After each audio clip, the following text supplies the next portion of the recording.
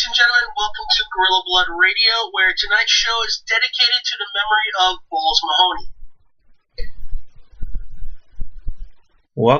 Welcome, ladies and gentlemen. My name is Daniel Correa. I am here on Gorilla Blood Radio with Scott NDX. How's it going, Scott? I've had much better days after last night's news. Yeah. As you heard at the top, this show is dedicated to one of the chair swinging freaks. And ECW original, one of the nicest guys I have ever met watching wrestling. I have a few stories about him because, honestly, almost every show I went to that he was there, he would find me. That's awesome. To say hello to me. I remember one show where I haven't been to a few indie shows in a while. Balls is walking around and he's like, "Hey, I haven't seen you in a while. Where have you been?" That's so cool. You know, and we just had a conversation. It was just one of those things. There was a show one time. It was for a company called Fight the World, FTW. Yeah. It was at the Amazura here in Queens, in Jamaica, Queens, right off of Suffolk Boulevard. Now, this venue double booked the evening, so they had to shortchange the show. That sucks, but we walk into the venue after buying our tickets from a guy named Mel Sanchez. By the way, fuck Mel Sanchez. Okay. That's how we got our tickets. He pretty much said, "I will sell you tickets for $20 instead of $25 if during my match, when I come over to you, you yell fuck Mel Sanchez." Sweet. And during the match, I was asking him to die. That's great. So before the show even started, we walk in. Guys are in the ring kind of practicing. Balls is walking away, and he just turned, "Guys, there are fans here. Kayfabe. And just continues walking, and all of a sudden everyone gets out of the ring. It's like, Samoa Joe. Yeah, here's a tweet from Samoa Joe. This sounds kind of wrong if you ask me. That's the boobs, if you guys didn't know. The boobs is here visiting this week. WWE.com has some superstars who sent out tweets in regards to the passing of Balls Mahoney. And Samoa Joe tweets out, "All is great for a tale of adventure. Farewell, Balls. My thoughts and sympathies are with your family." That's just kind of, I guess I have a dirty mind. Let's see. Corey Graves, truly bummed to hear about Balls Mahoney's passing. His enthusiasm was infectious, just a fun guy to be around. Although I don't know, did he ever work? No, he never worked with Balls Mahoney. He might have been around. Corey Graves spent a long time as Sterling James Keenan on the Indies. I'm sure they worked together plenty. Yeah, WWE is doing something there. I'm sure that probably Thursday we'll see something on SmackDown. Yeah, don't doubt that. I hope so. I mean, Balls was in the company for a while, and he was one of the most recognizable characters, I guess you could say, out there. You know, I mean, he spent a lot of time doing a lot of work, and he looked very old for a man who's only 44, unfortunately. And far too many chair shots to the head, probably. Not to put a damper on a damper, but I got some breaking WWE news. Uh-oh. Bray Wyatt has suffered a right calf injury last night or tonight during the first live event of the European Tour in Milan, Italy. And so Bray Wyatt looks like he's going to be out of action for a while. So nothing of value was lost. Maybe to you, but I happen to like Bray Wyatt, and I like him too, but he hasn't done anything of value for a while now. Well, it looked like we will talk about this in a little bit. Back to Balls Mahoney. Yeah, I have a couple more tweets here that you guys just always want to talk about your balls. Always. I've got big balls. You got the biggest balls in the mall. I knew that. I knew it was gonna happen sooner or later. All right. Here's some more tweets for you guys. Mick Foley said, "Just heard the passing of ECW original Balls Mahoney, thinking and praying for his little boy he loves so dearly." Gabe Sapolsky, the promoter, owner of Evolve. Sad to hear about the passing of Balls Mahoney. Always a solid guy to me back in the day. Thanks for the good memories. Rest in peace. Gabe Sapolsky was also one of the big bookers at ECW back in the day. And Tommy Dreamer said, celebrate Balls Mahoney's life. Watch him versus Rob Van Dam and a bunch of other guys. Let me see. I'm trying to figure out whose name this is because all it has is the Twitter handle. Who is this? Masato Tanaka. Watch him. Oh, God, two guys that just went. Yeah. No maybe pun intended. Balls out. Balls to the wall. Yeah, watch it. Balls out when they wrestle each other. Yeah. Those two guys. Chair shot to the head. Yeah, Chair shot, reverse chair shot to the head. Yeah, so to celebrate his life by watching him versus RVD versus Masato Tanaka, Bubba Ray Dudley, and Devon. He loved wrestling. He really did. I mean, the guy would look like a bag of crap sometimes, but he always performed for the fans. And you know what the best part about Balls? Like I said, I've had a lot of conversations with that man. One time, like I said, at the FTW show, during intermission, he had nothing better to do than to come over to me and my friends. Yeah. And me and him were just bullshitting for the whole intermission. You know? The whole time we had this conversation, and every time I had a conversation with him, the man not once tried to sell me merchandise. Not once tried to get me to take a photo with him for a few bucks. Never once tried to just be like, hey, how about a little, money my way? No.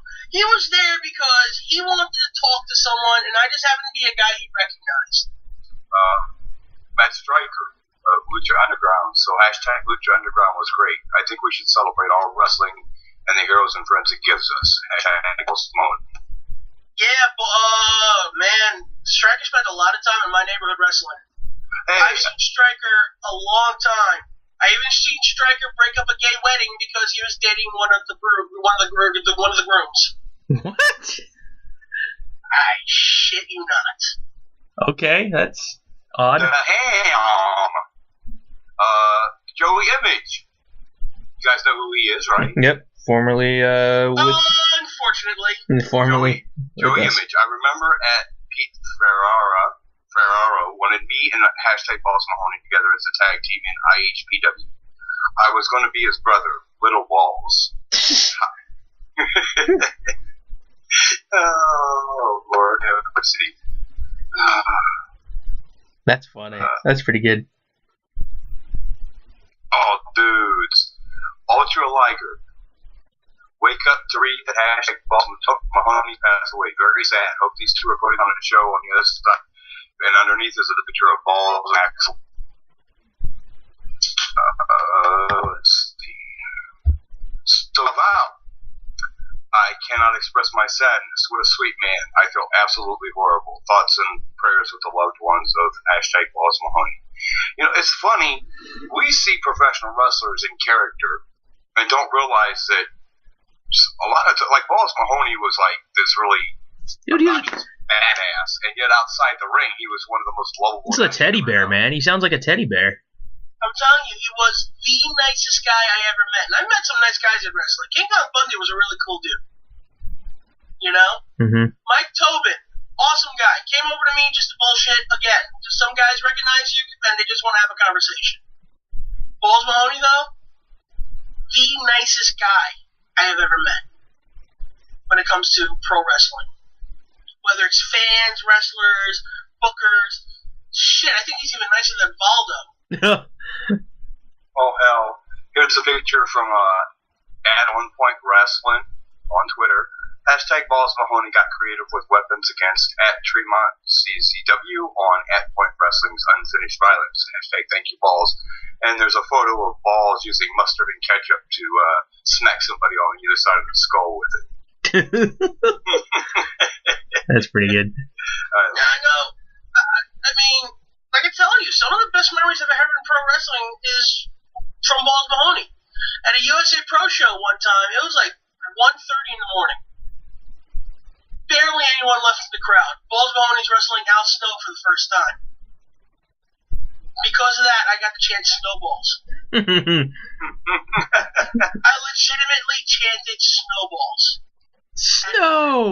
Snowballs! Snowballs! Snowballs! It's one of those things that you can't say you can do anywhere else. Yeah, exactly. It's like, what? Snowballs, snowballs, snowballs, snowballs, balls. It's like, are you kidding me? Did I literally just spend the last minute chanting snowballs? That's great.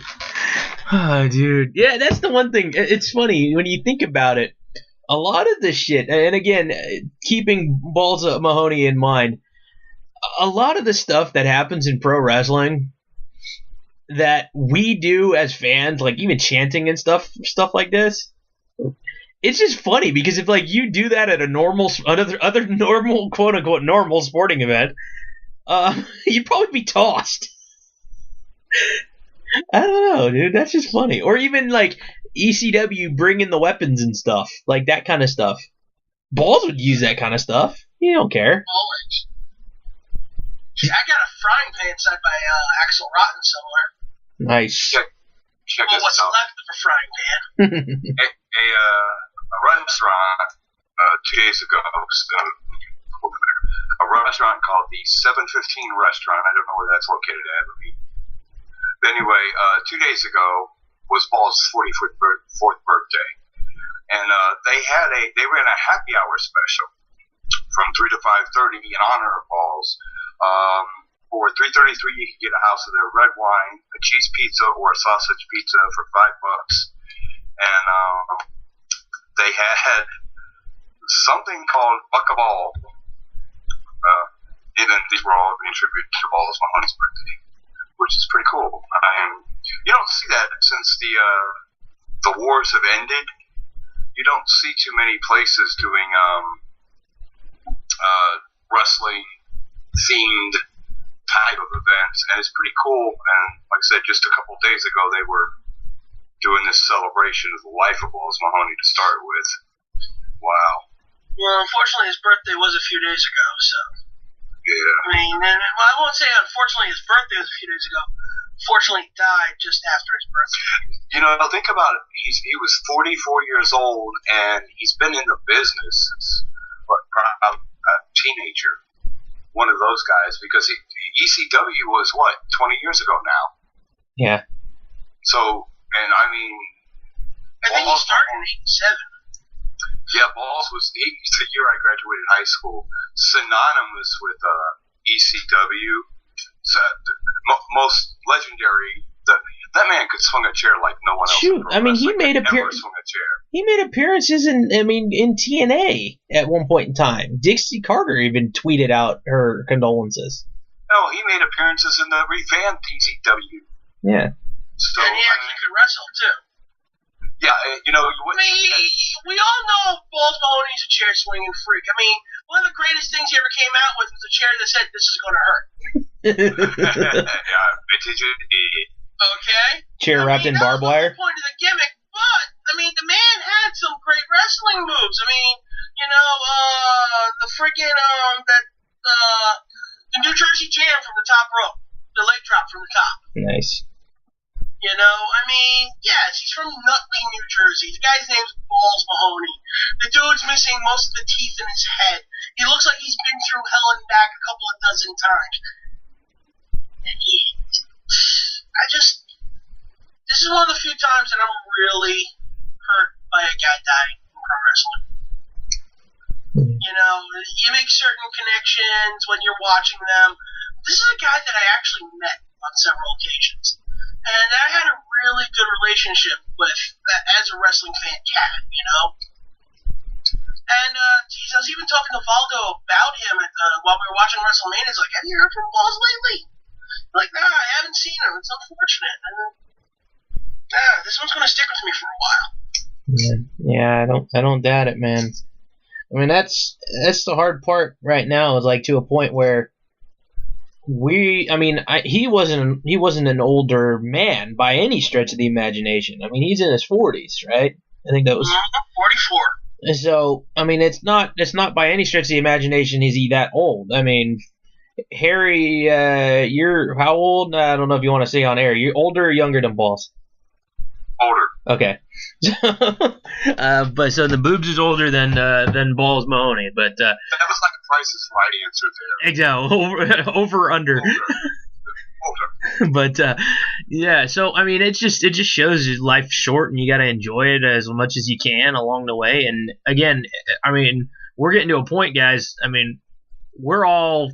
Oh, I'm over 30. Scott's over 30. Boobs is over 40. Yeah, so, I mean, we ain't spring chickens no more either, necessarily. I mean, these guys who are coming into the business now are 10, 15 years younger than we are currently. These 18, 19, 20. So, I mean, we're seeing a lot of these new young guys coming in their late teens, early 20s.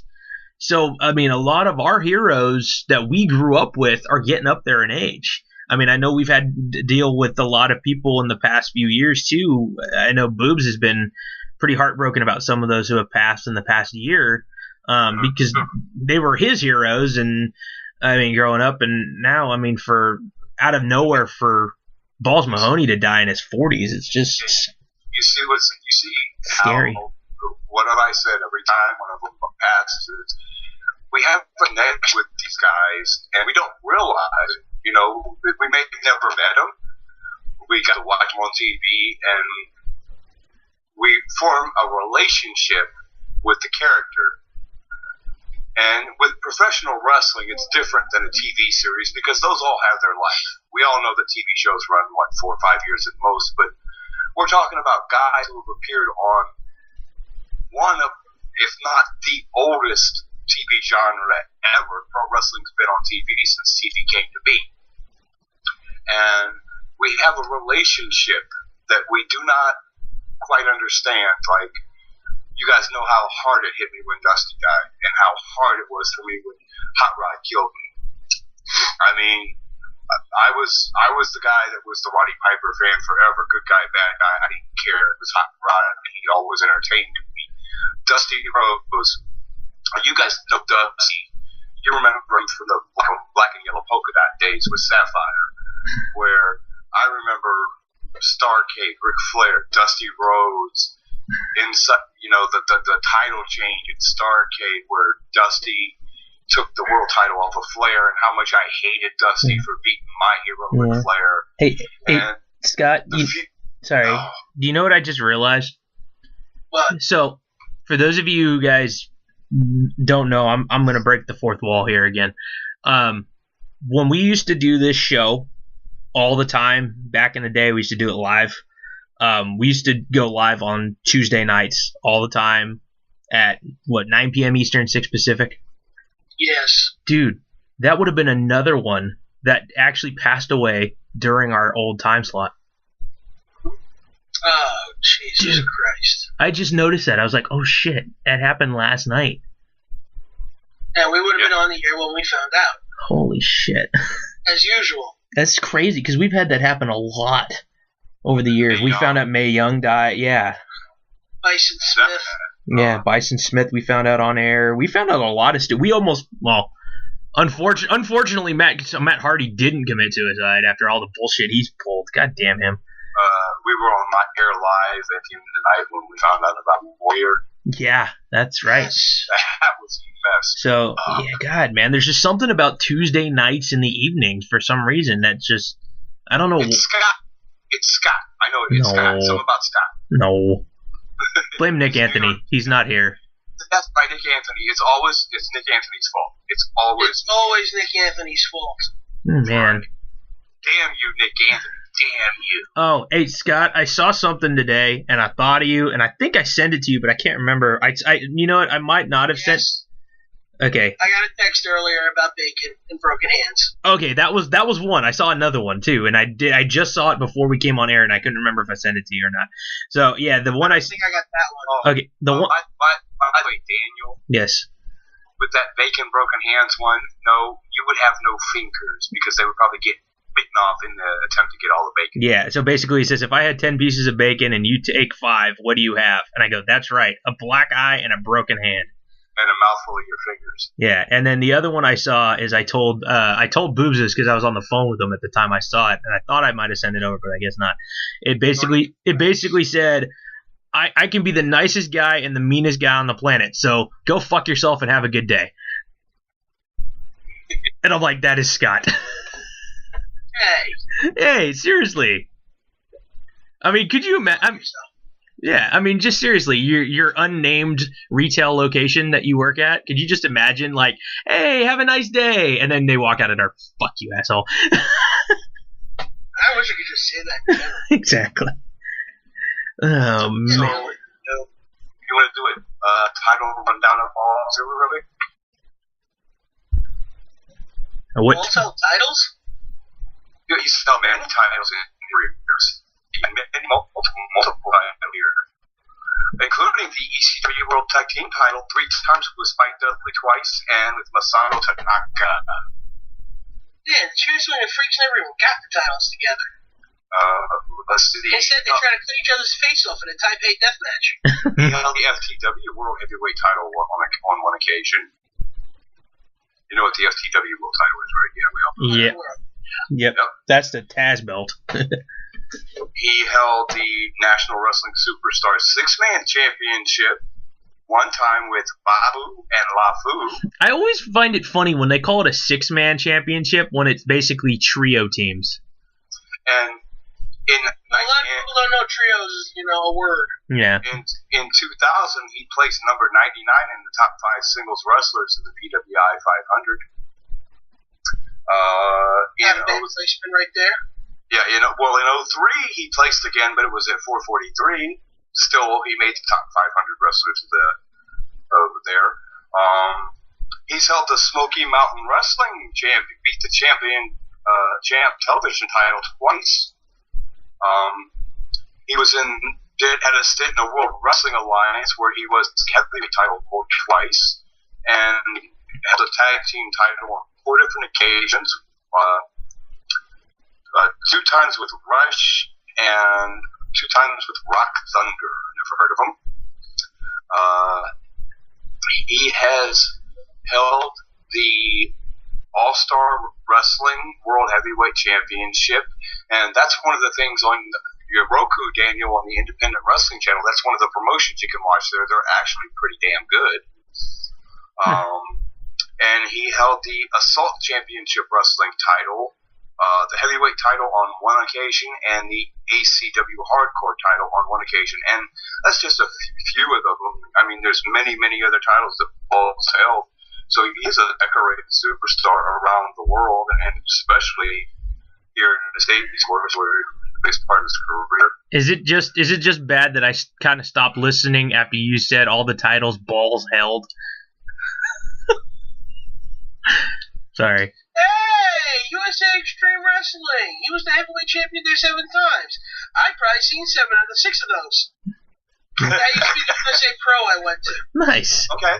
They changed it to UXW, and I remember I was at a show one time, and Rhino and Scott Steiner were beating the shit out of each other, and everyone starts chanting ECW like UXW, UXW. You chant the ECW even though they're dead. Okay, ECW. Yeah. UXW. Chant it. That's funny. Yeah, it's always funny when you start chanting stuff and nobody chants with you, then you sound like an idiot. Yeah, well, it was my job to piss people off in pro wrestling. So. Yeah. Oh, going back to the days of kayfabe here, August 21st, and not too long ago either.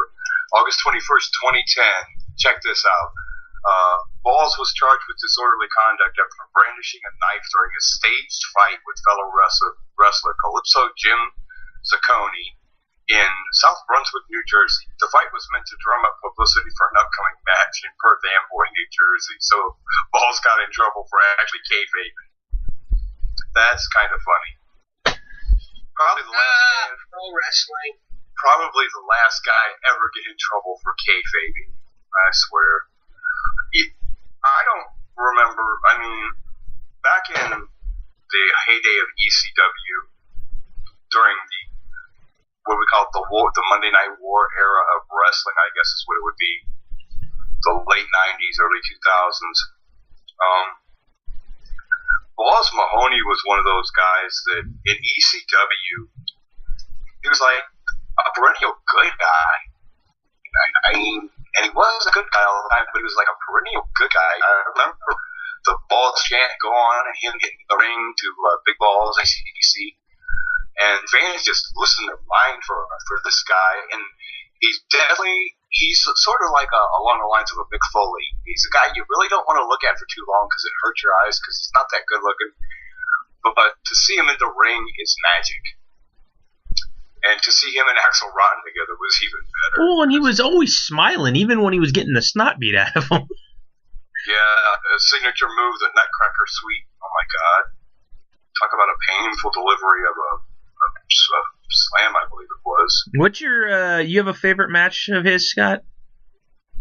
Probably that match with Al Snow that I was at, just because of the interaction that we had with it. Nice. Here's the thing: they on the great Wikipedia, they list one of his signature moves is on Frog Splash. A guy that big that can do that is pretty impressive. Like I said, one of his moves was the New Jersey Jam, the leg drop from the top. Yeah. Yep. The diving leg drop is how they listed on Wiki. Wow. He was managed by Ted DiBiase.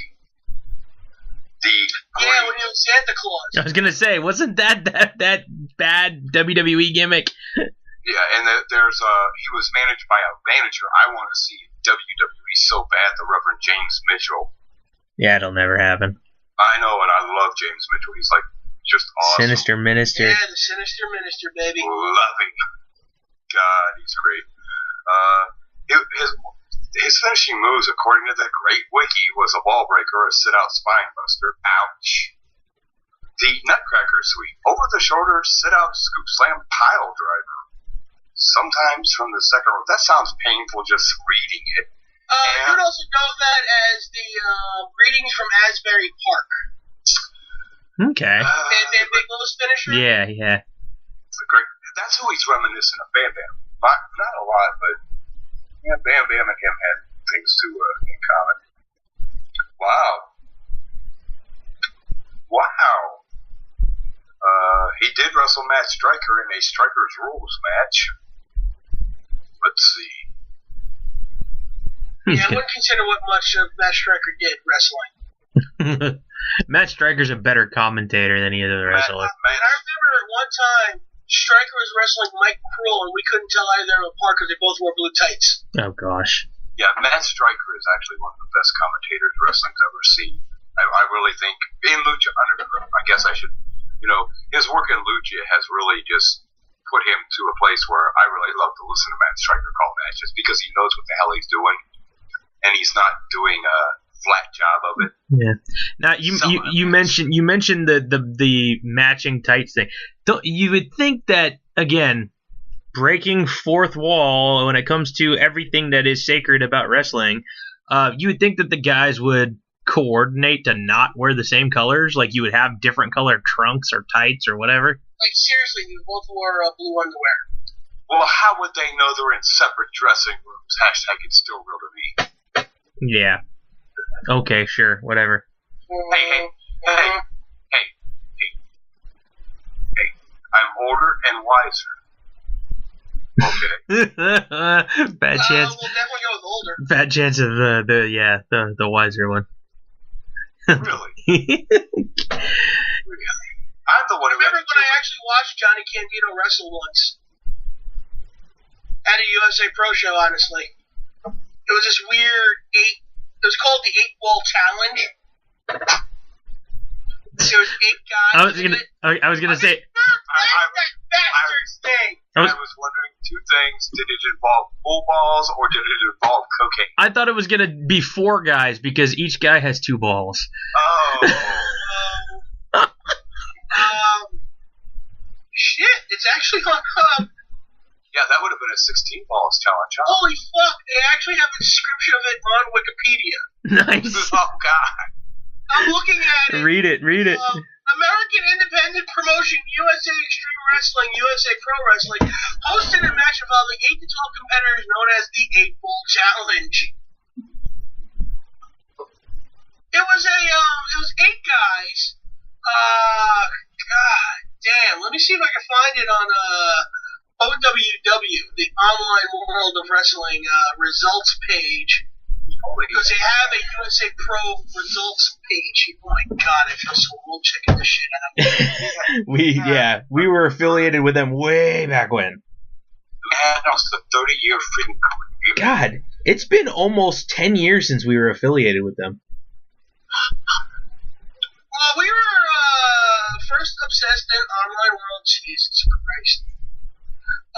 I'm trying to find something with Nick Burke in it because he was one of the ones in the match. Mm-hmm.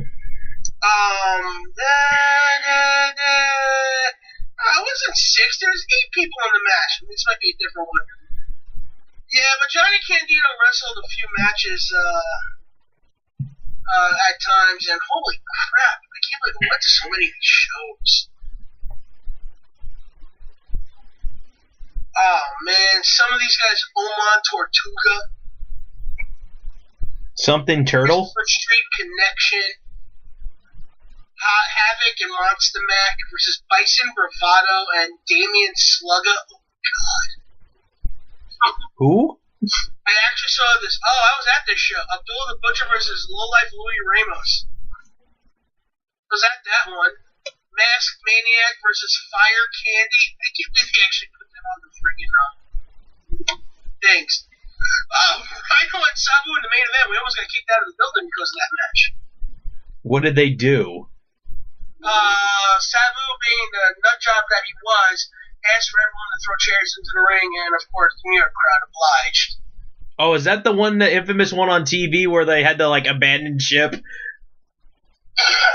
Just like it, but at a podunk show. Okay, yeah, because I remember seeing the ECW footage. Man, yeah, that wasn't. It wouldn't have been the same show if it's a different promotion, but yeah. Oh shit! Okay.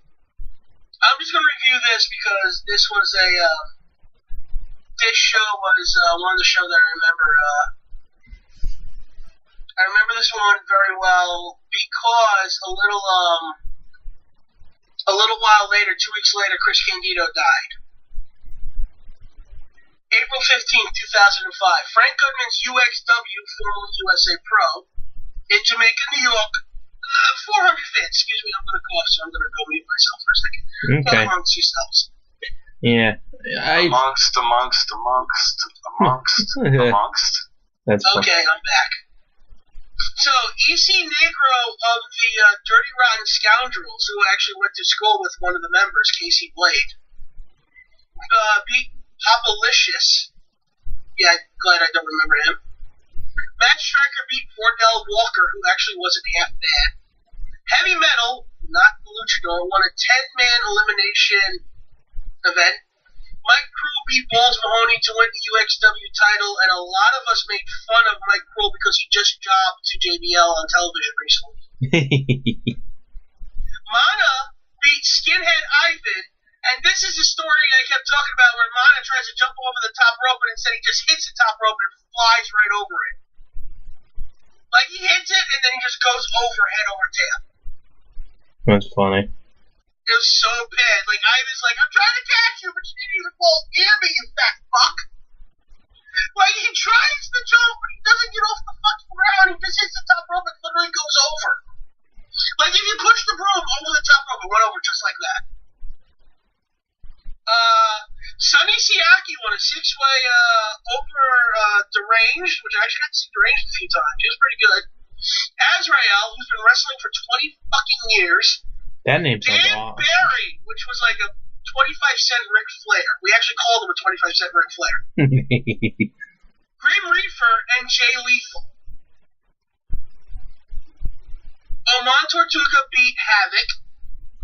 Chris Candido beat Homicide in the match of the night, and it also went about 25 minutes. Hit him with a blonde bombshell from the top rope. Stallions won a 4-way over the Rednecks from Hell, Johnny TNT, and Sean Sanchez and Jimmy Hustler and Payne. I don't remember any of these. Trent Acid beat Xavier. Does anyone know who Xavier is? I know Trent Acid is. Sorry that you know who Trent Acid is. I've watched a documentary on indie wrestling, and he basically didn't he kill himself or something? No, he OD'd on heroin. Okay, I knew something bad happened to him. I really felt a little sympathy for him. I kind of felt bad because I made fun of him so many times, and I kept reminding him about people pissing on his hoodie. Oh gosh. I never regretted that, and I never will. Xavier was also he was actually the second ROH World Heavyweight Champion, taking it off of Loki. Be right back, coughing again. Yeah, I gotta look that guy up because I don't know. I gotta see. Yeah. Scott stole my coughing game. Yeah, I know. Your gimmick has been ruined. I've been Masked Maniac, probably after doing a promo about how Koreans took over the Elks Lodge. I shit you not, and probably calling me a fat ass or asking how many chins I had. That happened a lot at these shows. Because the Masked Maniac was Frank Goodman. Beat Lizard Schlong 6, so he pretty much keeps beating the same shit out of the same guy every week. Axel Rotten beat Lowlife Louis Ramos, which was probably a bloodfest of some sort. Yeah, it definitely was. Yeah, because Louis was kind of like Latino Abdullah the Butcher. Billy Real, oh my god, Billy Real. And Mike Tobin, who used to be part of the, oh god, what were they called? Oh, the Boogie Knights. Oh, and then they became some sort of freaking faction. Wow, I just had a flashback to some good times. Defeated the Christopher Street Connection. Elix Skipper beat Loki. Yeah, go Elix Skipper. Seriously, man, it was actually at points you're watching the show, you're like, alright, Elix Skipper, baby! I say that shit. What? Okay. Yeah, nobody ever would ever think of saying that. Okay, I don't know. Watched him, man. He was the shit. Okay, so apparently just yesterday, this again, I just am seeing this for the first time. Apparently just yesterday, in Ackworth, Georgia, a man crashed his car near a Hardee's, and he was fleeing an assailant who shot at him multiple times. One of the eyewitnesses, I kid you not, Scott Steiner. This is a legitimate article, and they interviewed Scott Steiner on local television in the area. Oh no. Oh my god. Okay, now I have to... There were 3 bullets, and then there were 7 bullets, and then there were 99 bullets, and altogether there were 143 bullets. Sorry. I'm sorry to... I'm gonna... While I'm looking for this officially on the computer, because I got an alert on my phone from somebody, and I was like, okay, I'm gonna browse on my phone. Well, yeah, and then I found it, so I'm gonna try to find it so I can play the audio here. So go ahead, carry on the conversation. I just figured I would... You know, since we're talking about people passing, this is not wrestling related, but you guys know who Arthur Anderson was? No. Off the top of my head, no. He had Pink Hearts, Yellow Moons, Blue Stars, Green Clovers. Oh, the voice of the Lucky Charms. Passed away yesterday. He was 93 years old. No, man. That means the Lucky Charms guy will now start sounding more and more like Sheamus. Well, actually, he stopped being the Lucky Charms guy in '93. It's dude, that was just like when what's his name from WCW passed away, and he was the voice of Tony the Tiger. Yeah, Stagger Lee Marshall. Yeah, they're great. Okay. All right, I found this video. I don't know if it's gonna play well, and you guys are gonna be able to hear it. So I'm gonna hit play for the news piece. So let's see. Hang on a second. Tonight, in details, police say one driver chased another driver for miles through Cherokee County, all the while shooting at him with a gun. Tonight, that man is in jail, and now we're learning new details about what police thought to be a road rage incident. Thought they were totally live at the Hardee's restaurant in Ackworth, where that violence ended nothing. Well, Mike, the first witnesses that police came across naturally assumed this had something to do with road rage because the two men involved were driving cars and having some type of argument. But now we're learning all new tonight that these two men knew each other before this. Police say an Ackworth man was running for his life last night, trying to get away from this man who was relentlessly pursuing him. Tonight, Ronald Beswick Diaz is in the Cherokee County Jail, charged with trying to kill 35-year-old Joseph Wendell Parker. Witnesses first noticed there was trouble when the two men were parked in the middle of the street and yelling at each other. Yeah, it started down in 92, the Kroger down there, and they were shooting all the way up here, and then this is where it came to a head. So I guess it had stopped somewhere, and just unfortunately it stopped at this corner. I spoke to a man who owns a restaurant near the Hardee's in Ackworth, where the victim crashed his SUV trying to escape from his pursuer.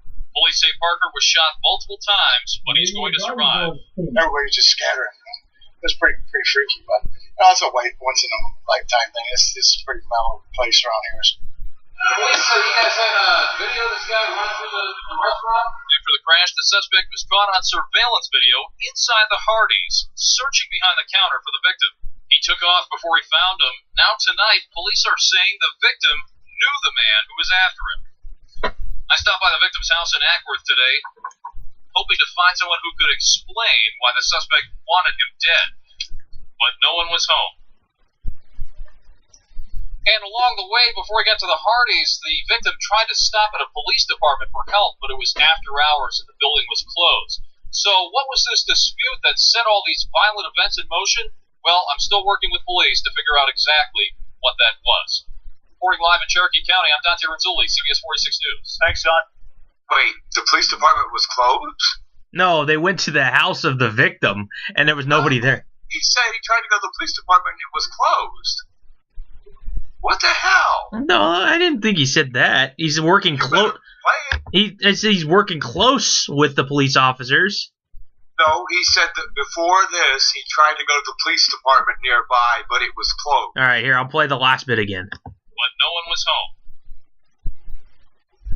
And along the way, before he got to the Hardee's, the victim tried to stop at a police department for help, but it was after hours and the building was closed. So what was this dispute that set all these violent events in motion? Yeah, it was it might have been close to the public. They probably had people coming in, cops and otherwise.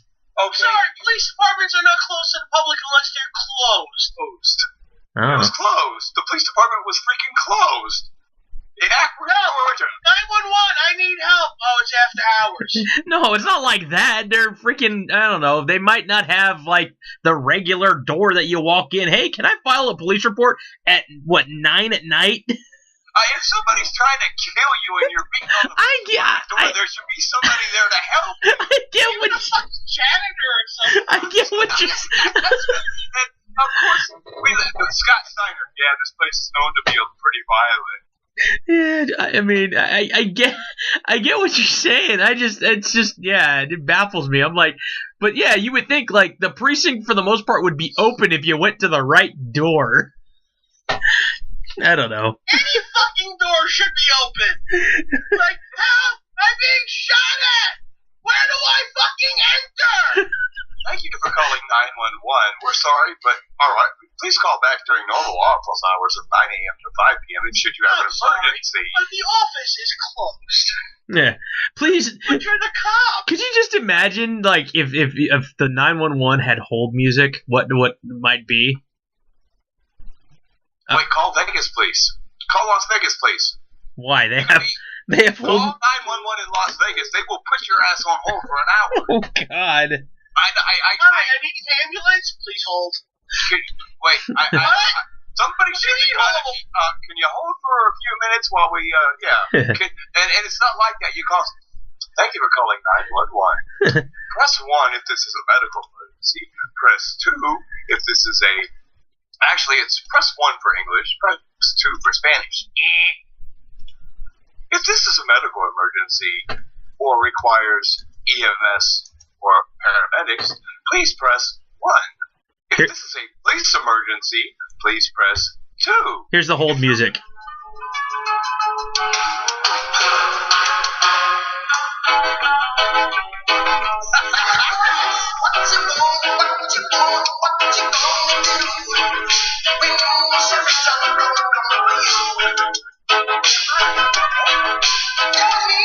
Could you imagine if that was the hold music? You know, I never did finish my event. Okay, go ahead. Sorry. Where was I? Oh yeah. Where was it? Excuse me, I lost it. There it is. Justin Credible beat Sandman in a cane match, which also saw Sandman dropping a guardrail on Justin Credible's head and him getting really pissed off about it. Was that one of the shows you went to? Was that a show that where the Sandman kind of singled you out? No. This is one of the ones where he didn't go through the crowd too much because he probably didn't want to fall on his ass again. D'Lo Brown beat Billy Gunn, and Balls Mahoney beat Mike Cruel to gain back the title he lost earlier in the evening. Yeah, I gotta go through this to see which shows I've been to. Holy crap. I don't think all of them's on here, but I've been to so many. This could be fun. That's funny. Oh, man. I remember there was a team, that Tortuga guys from a team called the Outcast Killers. Tortuga. That means tortoise. I completely forgot about them. And hearing about them reminded me of another team called All Money's Legal. Oh, dude, I've heard that before. Where do I know that from? Were they in ECW at one point in time? I don't. God, that sounds so familiar to me. All Money's Legal. Hang on, I gotta look them up now. That's gonna drag. Shit, is this the first show? Oh my god! I think I found the first show I went to for USA Pro. Okay, let's hear it. Oh, give me a second. I gotta make sure I have the timing right. It was at the Elks Lodge. I don't think I went in June. Nope. I think it was definitely this one. Alright, I think it was August 29th, 2003. It was called USA Pro Wrestling Meltdown, and for a good reason. It was like 90 fucking degrees outside, and it was 1,000 degrees inside the Elks Lodge. Okay. 850 fans. My father's actually at this one. Me and a guy named John. We saw the Dirty Rotten Scoundrels. That's when I actually recognized the guy I went to school with. He actually recognized me in the front row, and I knew him in middle school. Oh, I do remember you telling me this story. Friggin' middle school. Beat Johnny Ova and Dan Barry. Los Lunatics won an elimination match. Johnny TNT and Chris Caliber beat James Newblood and Hav. J-A-V. Hav. Oh, you know where I know All Money is Legal from? When I've done videos for the Click site, the video site, and those are some of the ones that we actually had to put up on the site. That's where I know them from. Yeah. Because they had NWA Cyberspace and some of the other ones from way back when, WXW.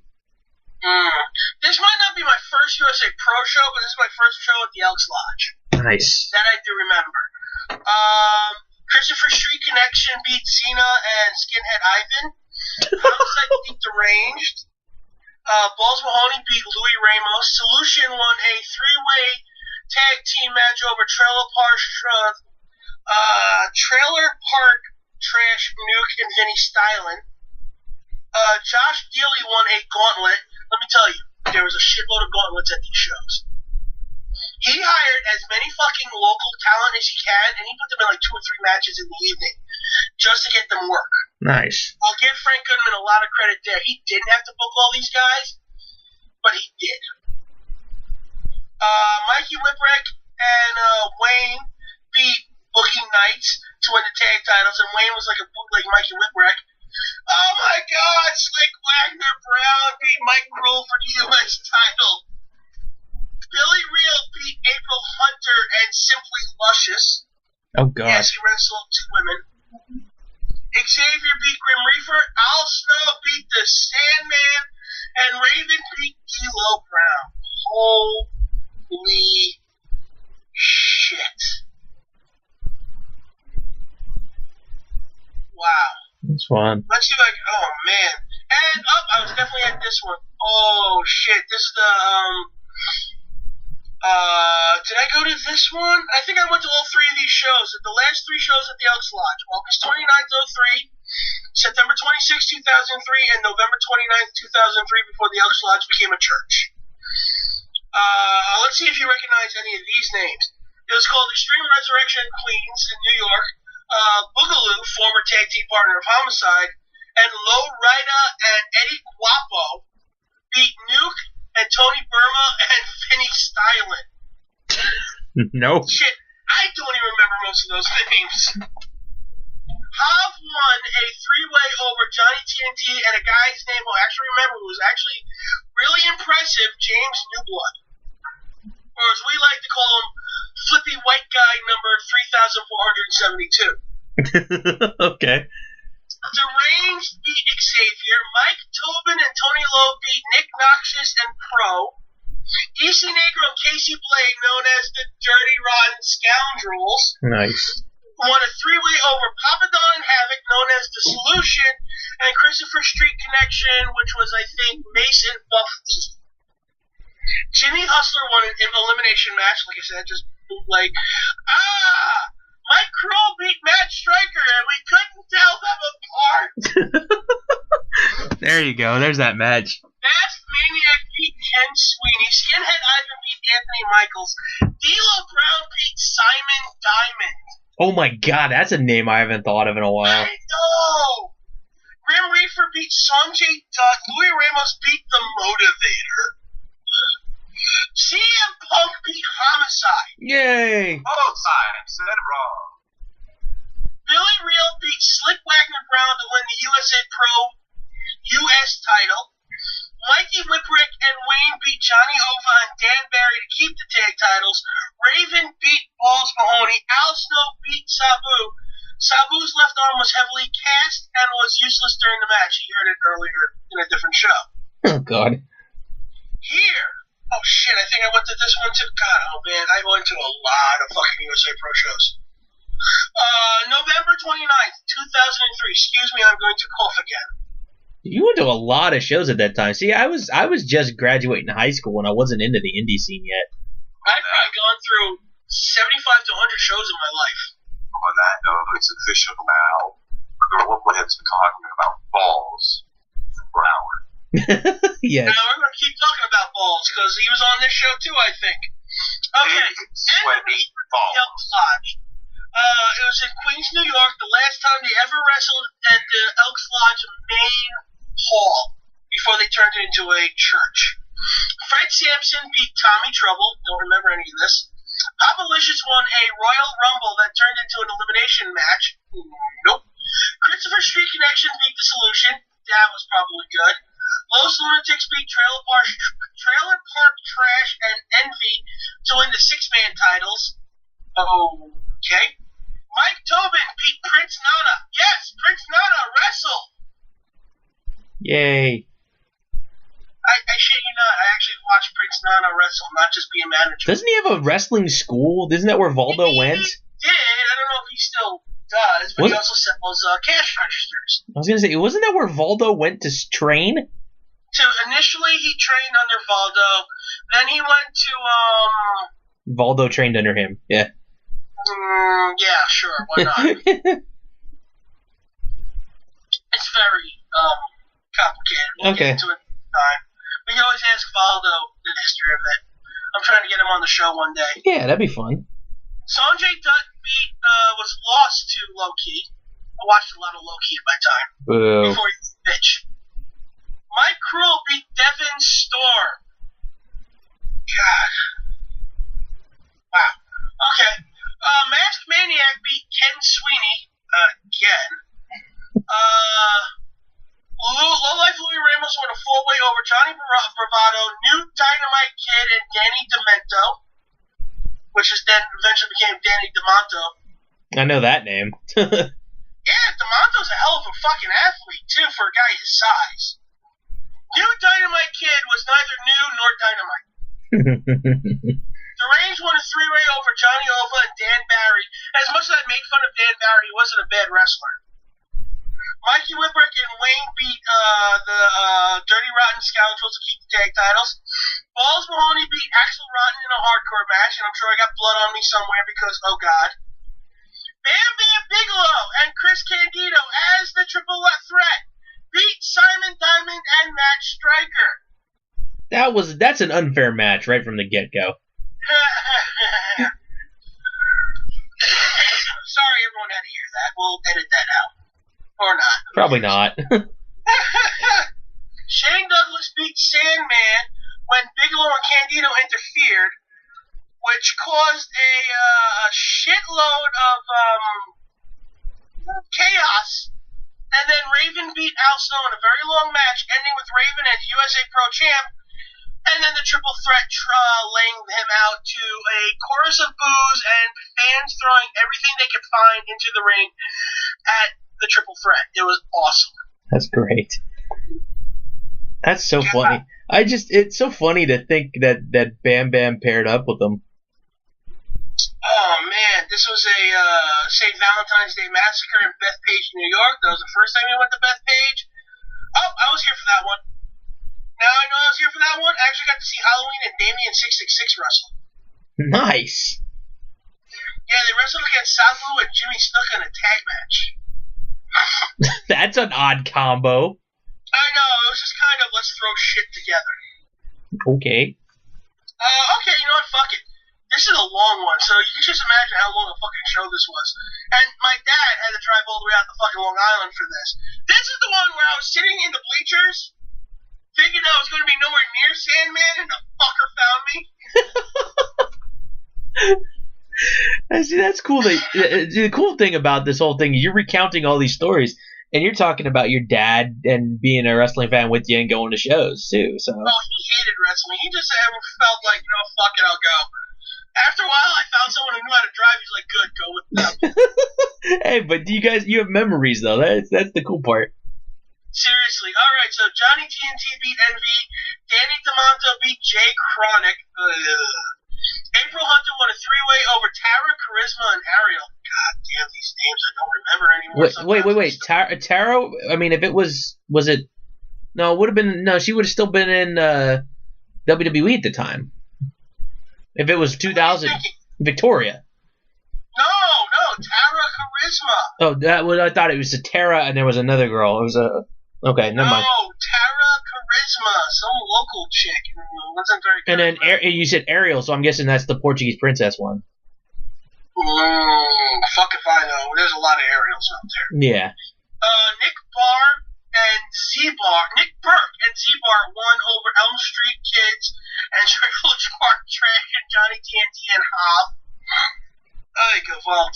Nick Burke was actually a really nice guy. He called me the guy from Lost one time. Did you punch him in the throat? No, because I helped him. He's walking around. He's like, all right, what do I do? I'm like, don't go over there. Rhino's over there. He's like, yeah, you're right. Thanks, guy from Lost. And he starts walking in the opposite direction. This is also a guy who owned the ring that they've rented out to wrestle in. That's funny. So Nick Burke kind of had an in on every show. Tommy Trouble defeated Eric Dreaded. Simply Luscious beat Sumi Sakai, who's actually still wrestling. Dude, she was a good wrestler from the stuff that I seen her with the. Unfortunately, she looked like she got beat with the ugly stick. But yeah, she wrestled. Women's champion. Yeah, she wrestled a lot of the early Shimmer stuff. Yeah, she wrestled a lot of USA Pro. I've seen a lot of her wrestling matches. Sorry, I'm dying over here. Doing way too much talking, but this is fun. Simon Diamond and Striker beat Mikey Whipwreck and Wayne to win the USA Pro Tag titles. Crowbar beat Skinhead Ivan. Wait, Crowbar as in like the guy who was in WCW? Yes! Jeez. And he even came out with Daphne. Oh, sweet. Tim Arson! The guy who played the zombie in ECW! Won the Royal Rumble to become the New York State Champion, a title that was never defended. Prince Nana beat Shark Boy. Yay! The SAT Yay! Yeah, Joe and Jose and Joe Maximo. I remember that name, the SAT. Yeah. Dude, that's who Valdo works with right now. Nice. He's working with Joe Maximo for the promotion that they have there. Shit, I forgot what it's called. House of something. We'll have to look that one up. Yeah, but they're working together, and he's their main referee. SAT won a 4-way to get a title shot over Solution, Christopher Street Connection, and Dirty Rotten Scoundrels. My God, that was the heyday of tag team wrestling in New York, you know? There was a lot. Yeah, it seems like there's been almost every match, like every other match is a tag team match. Seriously, we loved our tag. That's why I love fucking tag team wrestling. And it's making a resurgence. Maniac beat Lizard Schlong 2. Wait, did you say Lizard Schlong? 2. Oh, gosh. Yeah, I told you earlier he beat Lizard Schlong 6. I missed that earlier, apparently. Apparently. Here's a name you might recognize. Becky Bayless. Oh, God, yes. Won a beauty contest. Billy Real beat the Sandman. What? Deranged beat Sonjay Dutt. Slick Wagner Brown and Xavier in a 4-way to retain the Extreme title. Mike Tobin beat Mike Cruel to win the U.S. title. Sabu and Jimmy Snuka beat Halloween and Damien 666. Brian XL beat Ruckus. God, I hated Ruckus. He was fun to make fun of. Grim Reaper beat Low Life Lloyd Ramos in a hardcore match. And Balls Mahoney won a 3-way battle over Axel Rotten and Chris Candido. Shane Douglas beat Raven to win the USA Pro title. Let's see, was I at this one? Oh God, yes, I was at this one. May 14th, 2014, USA Pro, of course. Deadly Sins in Jamaica, New York at the Amazura. Travis Blackchurch. Can't even say the guy's name. I'm trying not to die here from coughing. Give me a second. Okay, I thought you were like laughing because of the guy's name. Like you got like that guy was just so bad. Like why was this guy even? That too. It doesn't help. His name's fucking Blackchurch. Yeah, that's to me that's just funny, man. Oh, this is even worse. It's like Scott. This is like, hey, Scott Indy Eggs. This is your wrestling life. It feels like it, man. I loved it. He beat a guy named Danny Yams. What the hell? I know. Somebody should have told him that's a terrible fucking name. Yeah, I know. Danny's a horrible name. Thanks, asshole. Walk into that. I know I did. God damn it. Oh, is you still there? No. Good to know. Danny DeVonto defeated Kevin Matthews by DQ, and I don't even remember who the fuck Kevin Matthews is. Apparently there's a radio personality, and there's also a football player. No idea. Let's see, Kevin Matthews, wrestler. Born in 83. Fuck, so he always makes me feel bad knowing he was a year younger than... Holy shit, is this bootleg? Oh, God, yes, this is the guy we called, Biff. Oh, God, he looks like Biff. Back to the Future. Show. Yes. Oh, man. He was Biff. Wow, I didn't realize I was watching him wrestle that early. Holy crap. Butthead. Okay.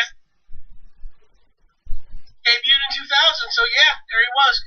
Boogaloo and Lowrider and Eddie Guapo beat Latin Stallion and Jimmy Hustler and question mark.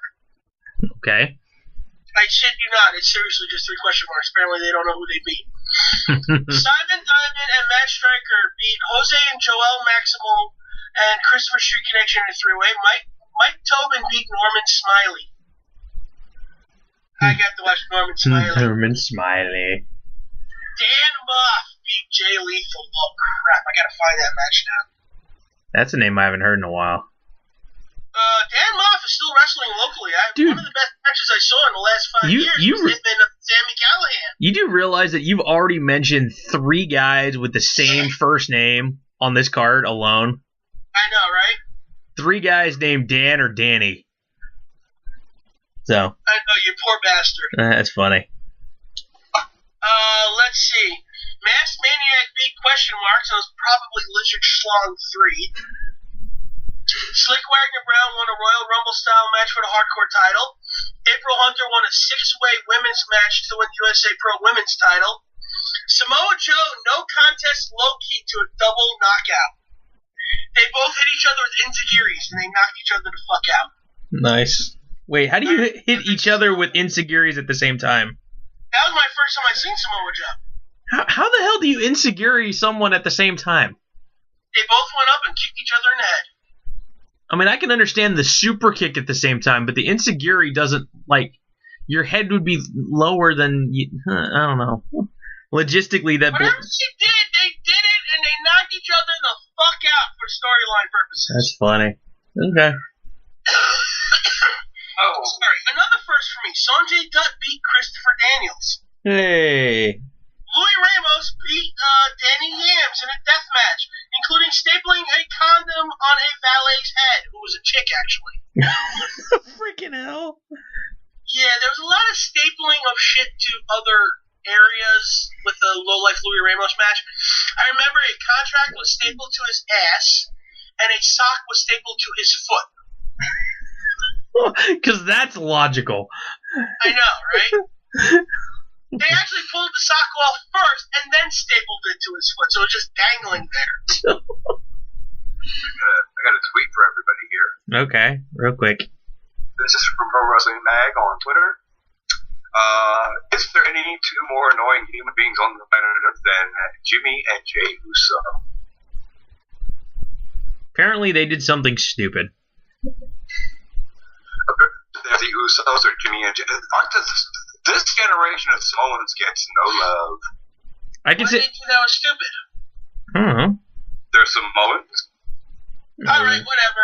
I can say there's 3 more annoying people on the planet, and you're listening to them here on Girlhood Radio. Thank you for tuning in. Yeah. Casey Negro and Casey Blade won the Big Dick Dudley Memorial Gauntlet match that included Kamala, Chris Candido, Prince Nana, Shark Boy, Bam Bam Bigelow, among many others. Yeah, I wonder. Balls Mahoney beat Johnny Bravado. I was just wondering if Big Dick ever tag teamed with Balls. Oh, probably tagged him to face a few times with that fist. Just imagine that chant. Oh, and here's when it gets frightening. New Jack beat Balls Mahoney. Raven beat Shane Douglas in a cage match to win the USA Pro title in a cage that had no door. that was the imaginary one you were telling me about. Exactly. It took them like 20 minutes, 20 minutes to put this cage up, right? We're all standing there like schmucks, like the show's already gone on. Did you hear how many fucking matches I just said? This match is gone. The show's gone on forever. It's like 9 o'clock in the afternoon the next day. But no, it's like 1 o'clock in the morning already. They're taking forever to put this shit up. We're kind of already just like, go. And they can't get the fucking door on. We're like, why are they not putting the door on? Are they this fucking stupid? Yes, they are! Raven comes out, climbs up the stairs, looks at the empty space, and just opens an imaginary door and then politely closes it behind him. I don't know why, but every time you tell this story, I want to laugh so hard I cry. Then he proceeds to cut a promo on Shane Douglas. And then, like on cue, my friend yells, "We want blood!" And all of a sudden, Shane Douglas gets up and he's blood everywhere. Dude, that's... Oh, man. Was I at this show? I don't know. Shit. Oh, dude. I don't know why that makes me laugh so hard every time you tell that story. I have a very touching tweet. Oh, gosh. It's very touching. Nothing says I love you like locking your sibling in a cage and using him as a murder weapon. # Underground. Nope, I did not go to this show because I think Meltdown 2 was somewhere in Long Island. It was at a firehouse, so I did not go to this show. I did go to the September. Let's see if Al Snow beat Low Key, Summers Raven, who WWE didn't want Al Snow to wrestle. Okay. Did I go to this one? I should have gone to this one, because is that the Amazura? I'll skip this one right now, because I don't know if I went there or not. Hey, Scott, did you haven't talked to Boobs this week at all, other than here on the show for a few minutes here now, yeah? Yes. Okay, he was telling me, I guess, on El Rey this past weekend. Oh, God. They had, after we talked about them on the air, guess what happens? Basically, Shark Saturday on El Rey. Yeah. He was telling me he was watching all the crappy shark movies. It was great. They had Sand Shark, Snow Shark, Megalodon, Two-Headed Shark, Sharktopus. They had every freaking shark movie you could ever shark in one. It was so sharking good. No, it wasn't. It was. I enjoyed watching it. It goes to show you how stupid people are when there's a shark in the water. Let's go play. Okay? You would think that after Jaws, most people would be terrified of sharks in the water. But no.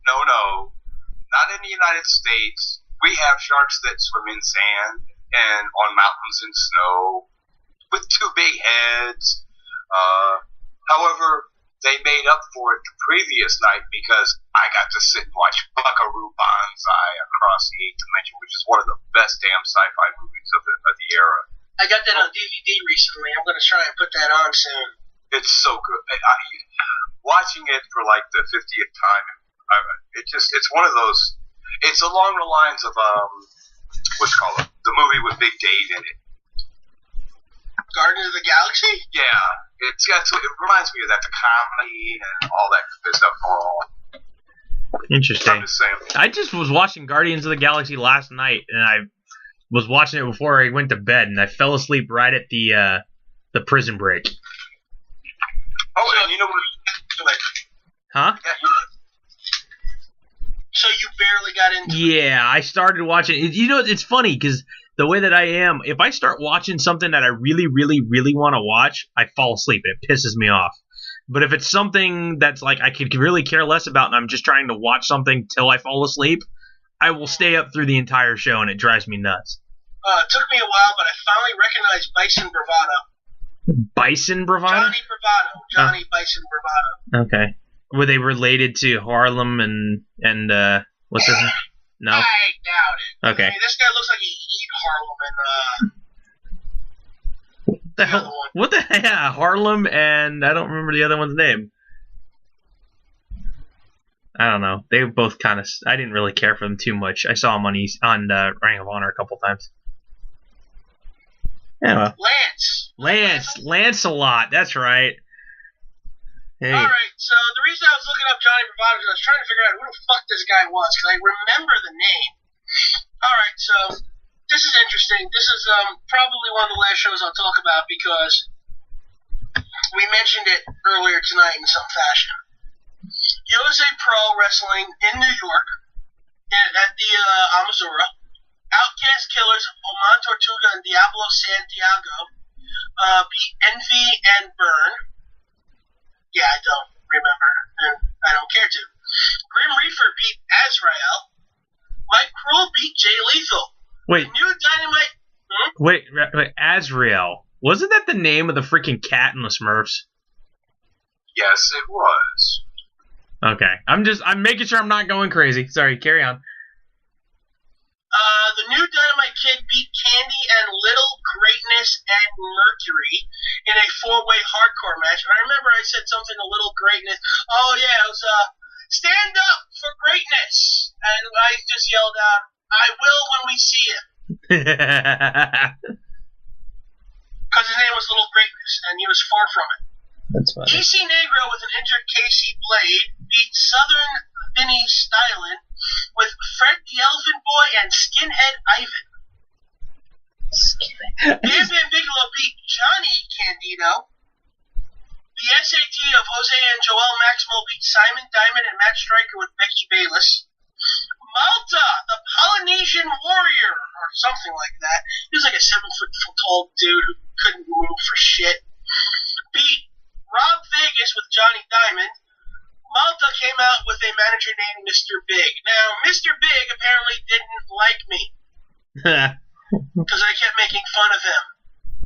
He was an old man in a red pimp suit. Nice. He did make a hilarious joke one day. He's like, why don't you turn around where you can check the movie off your back? Nice. That was a good one, right? That's fine. Masked Maniac beat Psycho Lizard Schlong 5. April Hunter beat Popalicious in a bra and panties match to retain the women's title. Wasn't Popalicious a dude? I have no idea. I'm gonna go Google that. April Hunter, man. Yes, Popalicious Dude, was a April Hunter was an Amazon of a freaking woman, dude. She was huge and she was hot. So. Very, very hot. Jimmy Hustler and Johnny Bravado with Johnny Diamond beat the Stallions of Latin and White with Mr. Big. Axel Rotten beat Lowlife Louis Ramos. The same-sex wedding of Mace Mendoza and Buffy of the Christopher Street Connection did not take place because Matt Stryker, Buffy's best man, admitted he wants Buffy, and Buffy then admits that the two of them had an affair. Mace then admits that he and Dana Dameson, his maid of honor, had an affair and she was pregnant. Simon Diamond, The Solution, John Shane, and Mike Tobin all came out. Buffy and Mace still make up and end it with a kiss. Slick Wagner Brown with April Hunter. No, wait. Shit, felt like something else should have happened.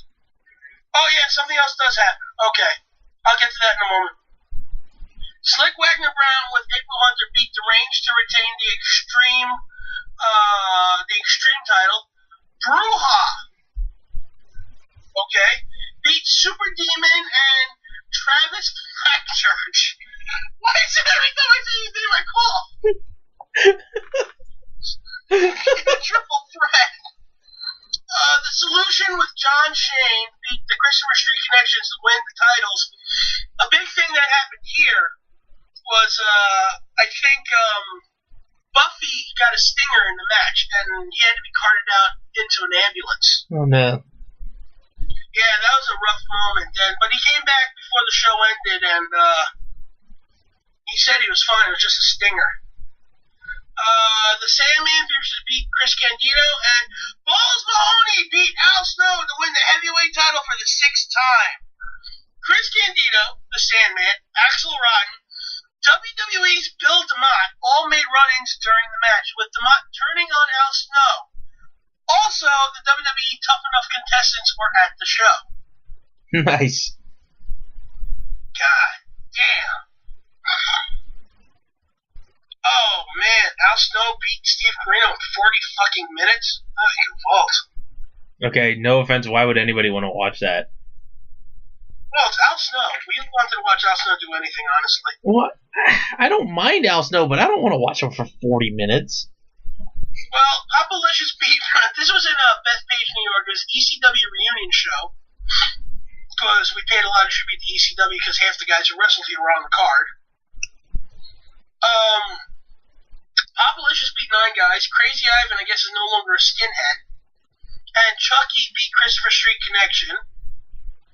New Dynamite Kid beat Travis Blackchurch. I didn't laugh this time. And Candy and Heavy Metal and Mercenary and Little Greatness. Still, we didn't stand up for him. Chris Candido beat Mike Cruel and Jay Lethal in a 3-way. Elix Skipper beat Xavier and Deranged and Sanjay Dutt and Azrael in a 5-way. I'm telling you, he's trying to get as many fucking people on the show as possible. All time. Black Church got back at your ass.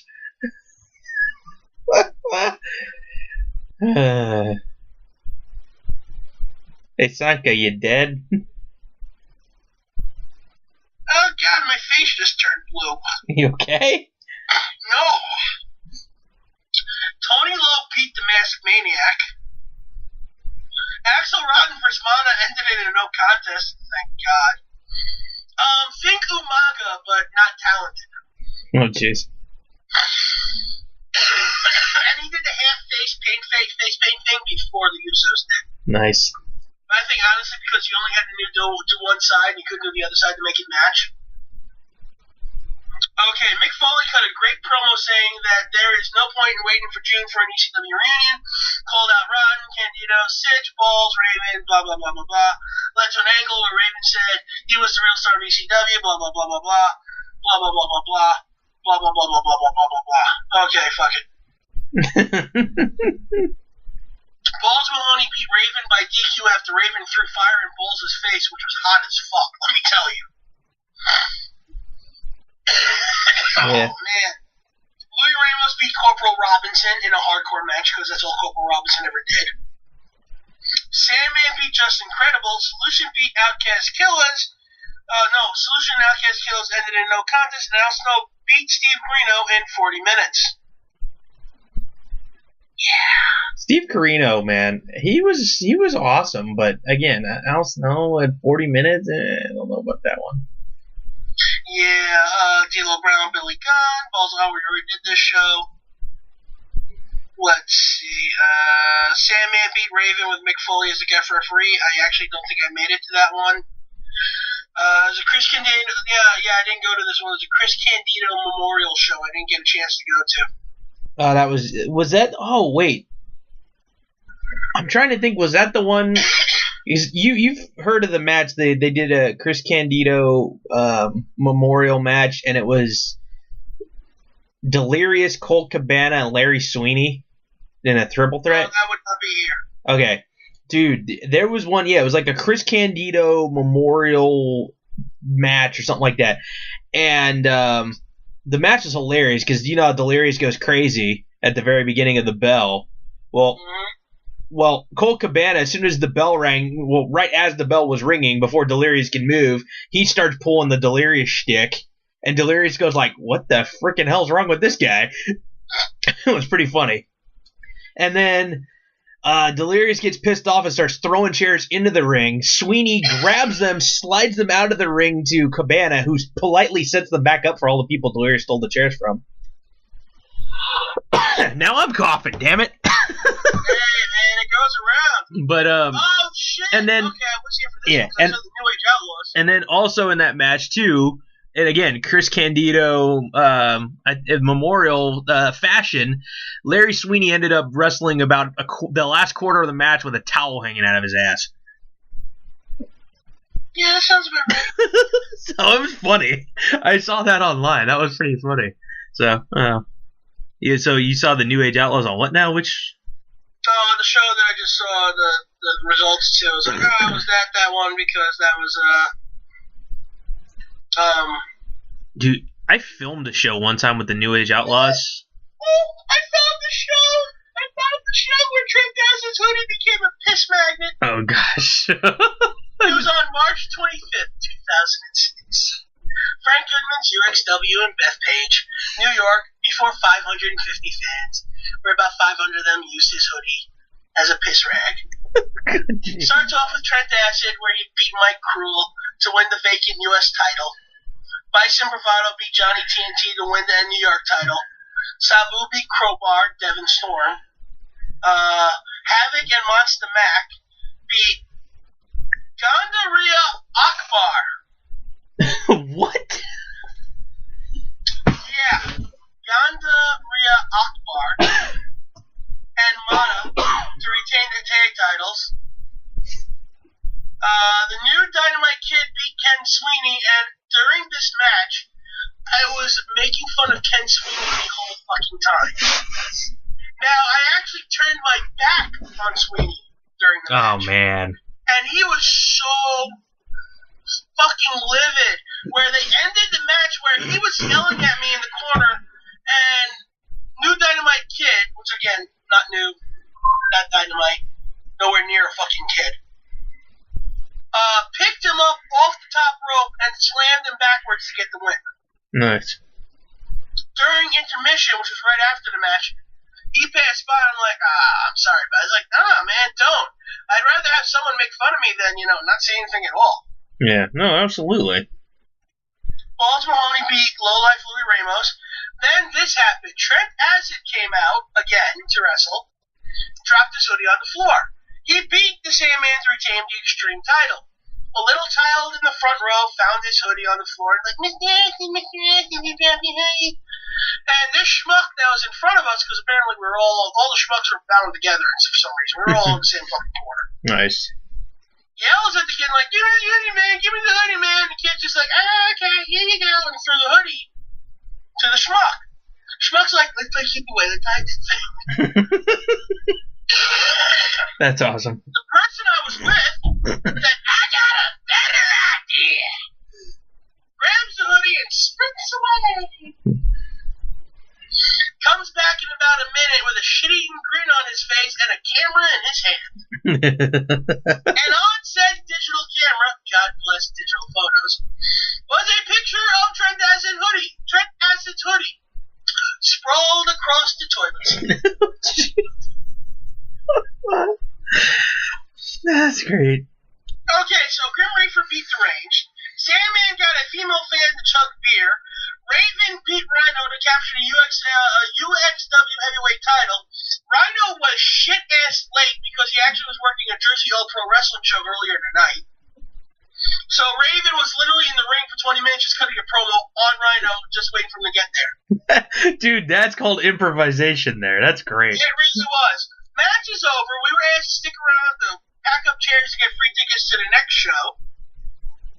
And, yeah, so while we're packing up chairs, Trent Acid's going around asking for his hoodie. He eventually found it. He was not happy. No shit. Next show, May 20th, 2006. I don't care about the rest of the show. What I do care about is this one moment here. Trent Acid beat Balls Mahoney, unified U.S. title and Extreme title into UXW United States Extreme title. Excuse me. Why was this so important? I will tell you. Trent Acid is coming out to the ring. Me, the douchebag that I am very much a douchebag at these shows, see Trent Acid and said, hey Trent, where's your hoodie? And Trent, being the douchebag, was like, yeah, fuck yeah.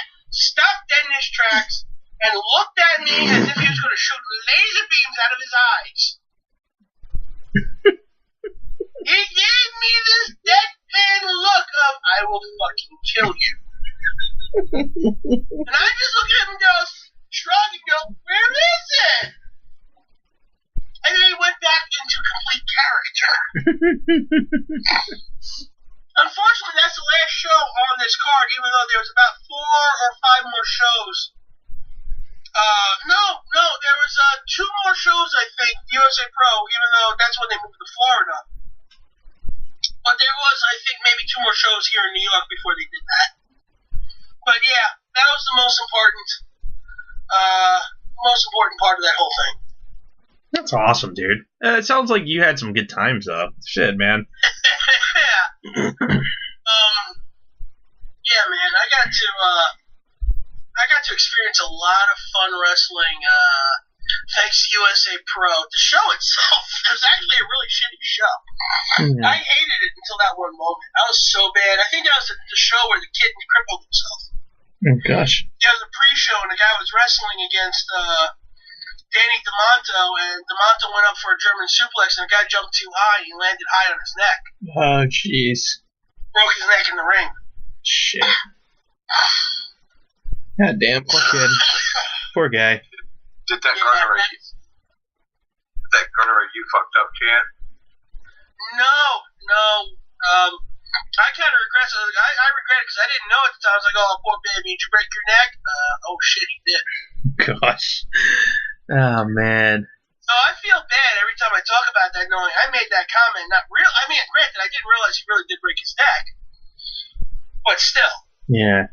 Like, when they brought out the stretcher, we all just went, oh, shit, he's in trouble.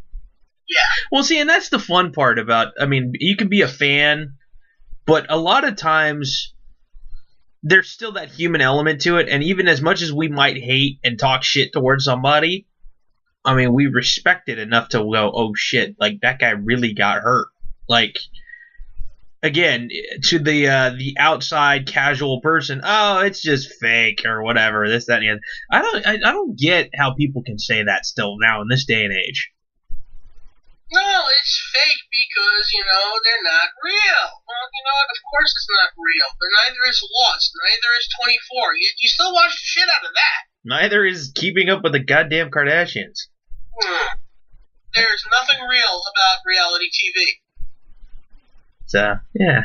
WWE's more real than reality TV. I agree. Or like Scott's nemesis, who formerly of TNA, wrestling is real, people are fake. He grumbles. I knew that was... As soon as I brought that up, I knew he was going to do something. Yeah, he no longer works for TNA, so thank God. Oh, fuck. When they fired him, it was just like, nothing of value was lost. Yeah. Yeah, there was... It was like, when I found out that MVP was fired from Lucha Underground already, I was like, nothing of value was lost. That's hilarious. Like, literally... I think Lucha avoided a car crash right there. That was too funny, yeah. I guess he talked on his podcast this week about how he got signed to Lucha Underground, and dumbass signed a non-disclosure agreement until he appears on television, and he got subsequently fired, so sucks to be him. That just shows you that Dario has balls bigger than Vince. Did you ever see the episode of I think it was Married with Children or something? Not Married with Children. Why did I say Married with Children? It was one of those shows kind of like Married with Children in recent times. Maybe like a Mike and Molly or one of those stupid sitcoms. That the guy who is Dario Cueto was like a dance instructor on one of those shows. I don't watch modern sitcoms. Okay. I just happened to see a random clip one time, and I'm like, wait, that's Dario Cueto. Like, I sometimes fall asleep while watching Judge Judy at 10 o'clock at night on Channel 55. Yeah. And right after it is Two Broke Girls. Yeah. And I get stuck watching that sometimes. I'm too lazy to find the remote. And I can't stand that show. It's like, it's one stupid sex joke after another. Yeah. Not even good sex jokes. It's just like, look, Kat Denning, your tits are beautiful. Yes, I agree. Yeah. Did you catch the clip from John Cena on Conan O'Brien? I think it was Conan O'Brien the other day. I don't watch that shit. Oh, I don't watch it normally either, but it just been floating around the internet. Apparently, he had to teach the crowd about his theme song, and he actually taught the crowd how to chant with the horns in it. John Cena sucks. Like, he actually taught them how to do it. Oh, that's good. I thought that was kind of fun. Is anybody looking forward to the reality show that he's got coming on? Fox TV? Yeah, it comes out what, Thursday? Yeah, it looks pretty good. It actually looks interesting. Yeah, what is it called? Is it called what? I can't remember what it's called. I don't know why True Grit pops into my head because that's totally wrong. John Cena sucks. Yeah. By the way, Daniel, I know you guys probably discussed this. It's called American Grit. There you go. Yeah. Now, I'm sure you discussed this last week on the show. And for you, what was it like last Sunday in Dallas when he came out?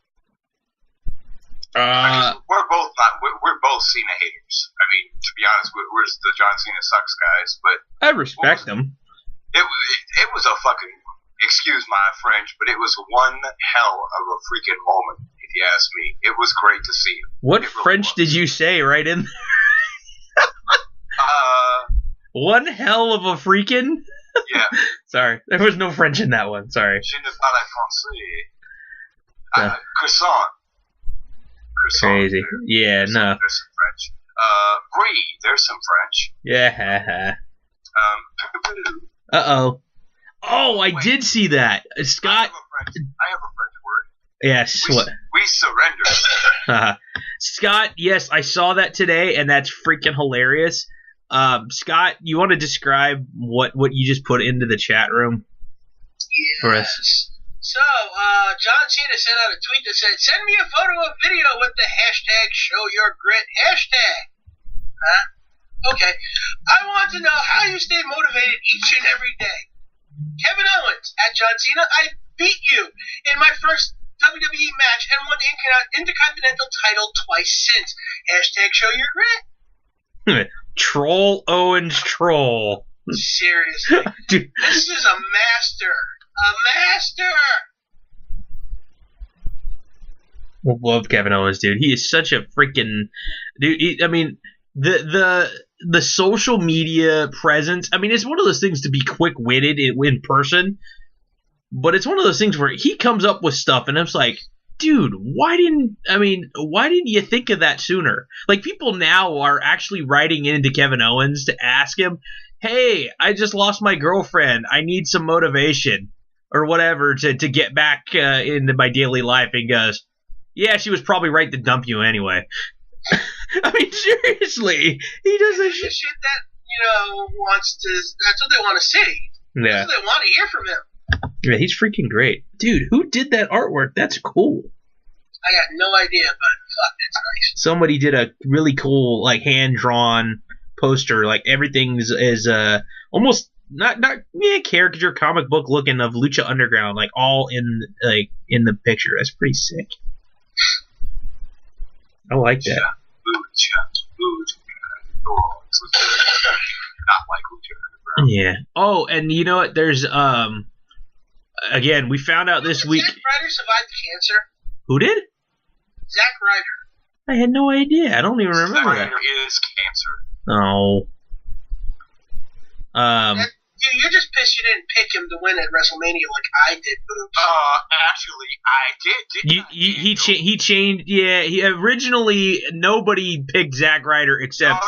No. I went on a spiel. Originally, before we had the Pick'em show, not a single person. The audio recording, and I know that I said, but my winner will surprise you because I'm picking Zack Ryder for the win. That was my winner. Going into that Pick'em show, not a single person but Scott had anything to say about Zack Ryder.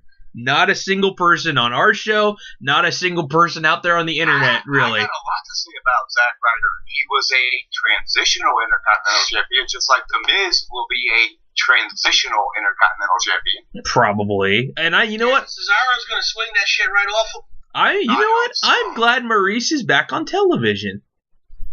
I like the fact that they put Maurice as a valet for The Miz. I really. Did we talk about that too last week? Yeah, a little bit, yeah. Because there's no way in hell she'd be included in the new women's division. Well, she's not a wrestler anymore. I mean, she hasn't wrestled in the better part of 2+ years. Can she even wrestle still? I don't. Did you hear how her French accent's kind of gone too? Yeah, a little bit. It's almost disturbing now to see her wink. It just doesn't look right. I don't know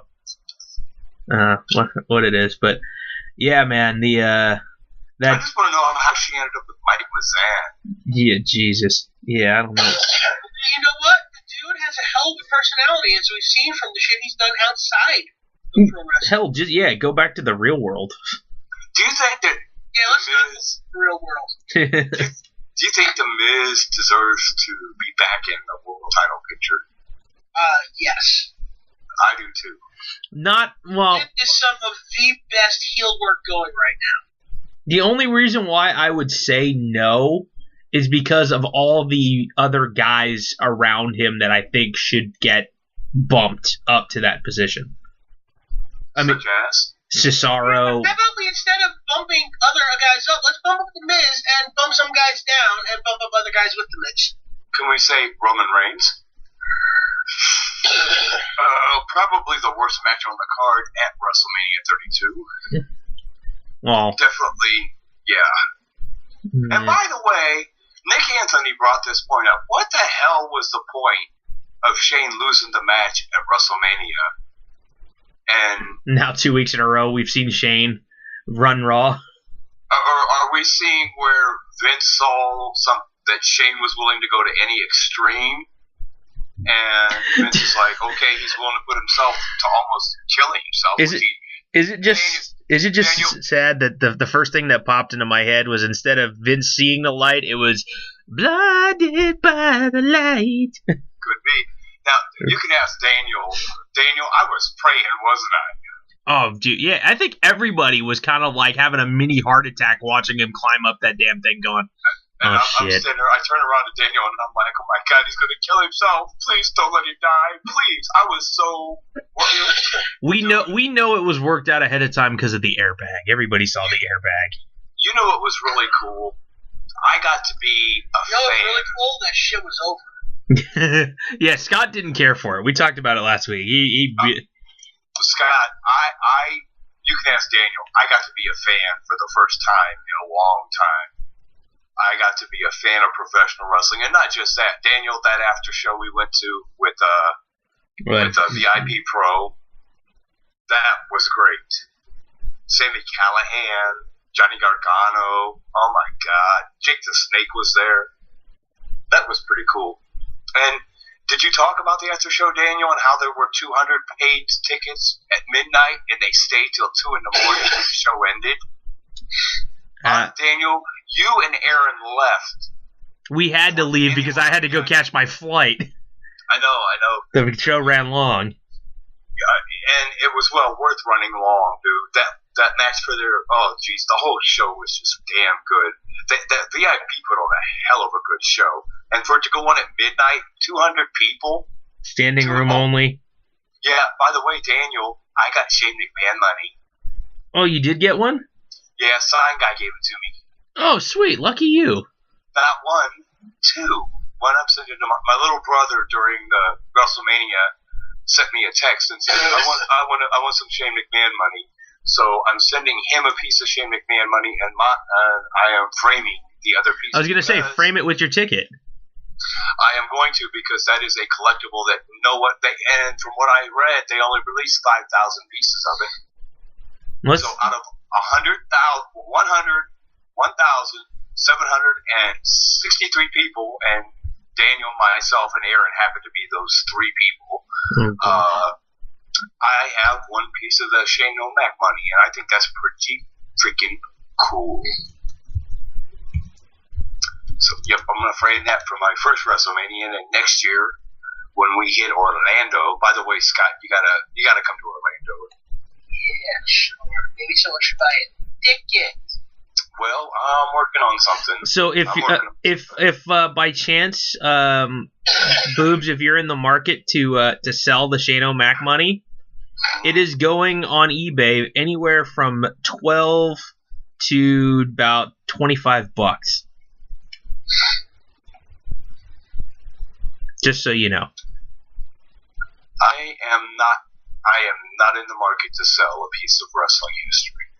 I don't have a lot of memorabilia, and that is one of the things I will cherish forever, because that was my first WrestleMania, and it was so cool. Not only was it my first WrestleMania, Daniel, but we got to be a part of wrestling history and be a part of the largest crowd in WWE history. That was cool.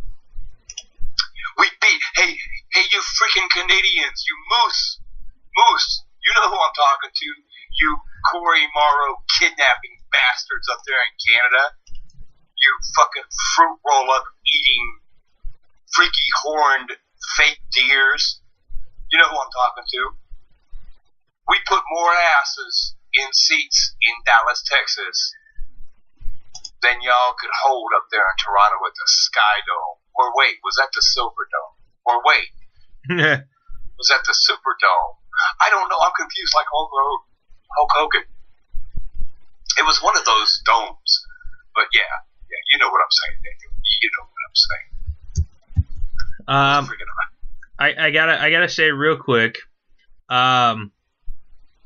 it's basically official now, and again, breaking fourth wall. It's already, by the time this goes on the internet and officially is live.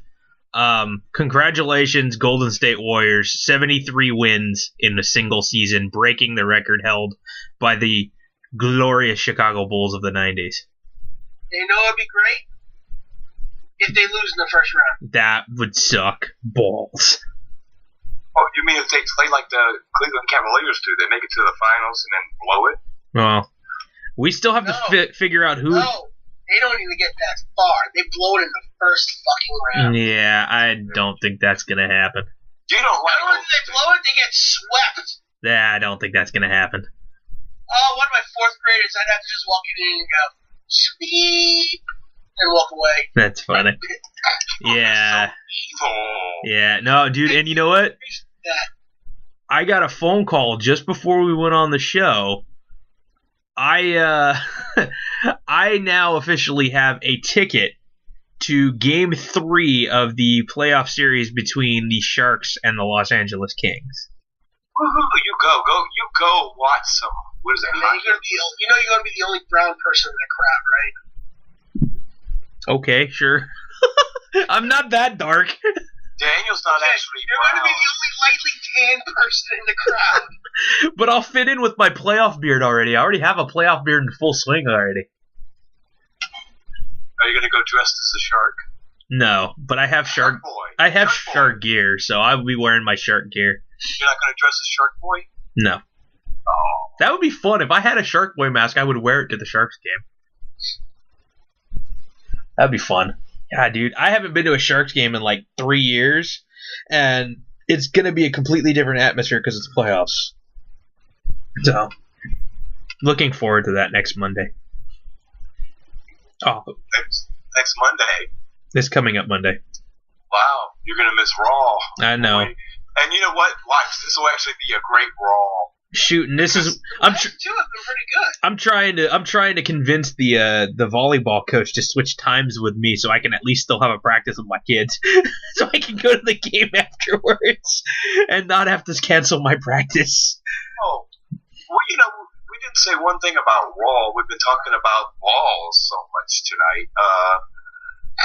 Big debut on Monday Night Raw this week. Huge debut.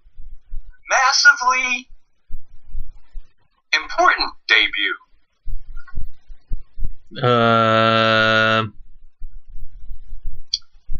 Wow.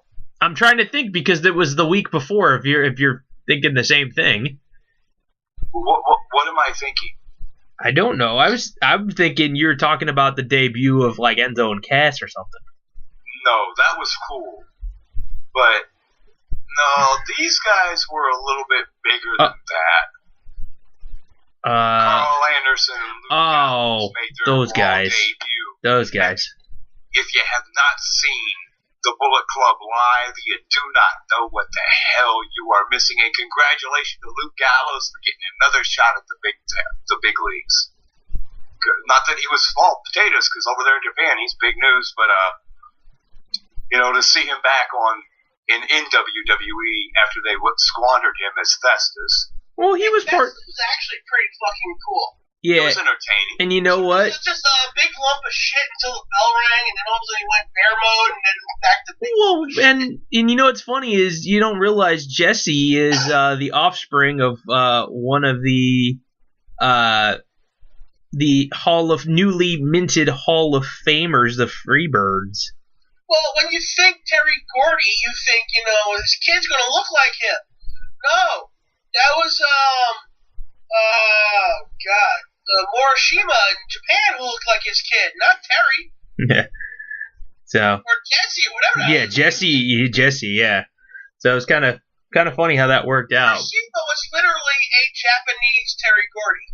Now, I have a question for Scott, because, Daniel, you know how I reacted to the situation when he said it.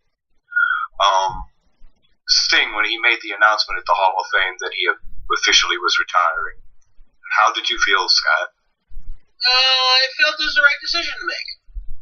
Do you think he's going to be like Terry Funk and come out of retirement a million times? No, because he just had some neck surgery recently, didn't he? Yeah. I got a feeling we may see him one more time, but not in a...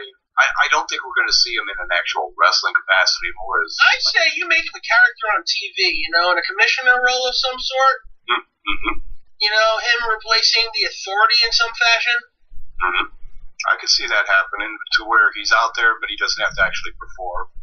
And I mean, in that role, he can actually throw a punch at somebody if they come at him. He can swing on them. I mean, honestly, he doesn't even need to.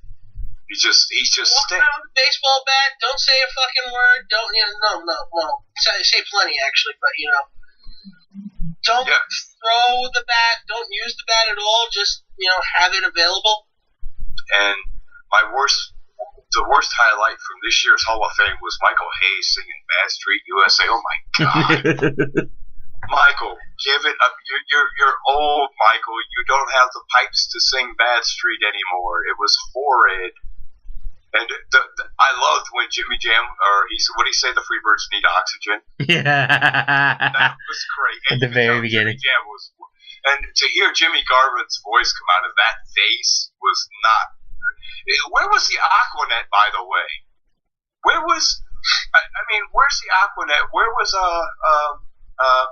what's her name? Baby Doll. No, not Baby Doll. What was this vale's name? Was it Baby Doll? Yeah, I thought that's what it was. Precious. No. Who's Baby Doll go with? That was... Baby Doll was with Tully Blanchard and Dusty Rhodes and Magnum TA. Okay. Speaking of Tully Blanchard, his daughter made her NXT debut today. And I'm going to be checking that out. Dude, yeah, she's not a bad wrestler. She's not bad looking. Isn't it funny? Two of the Horsemen's daughters are in wrestling. Yeah. I wonder how it would have been had Reed not passed away.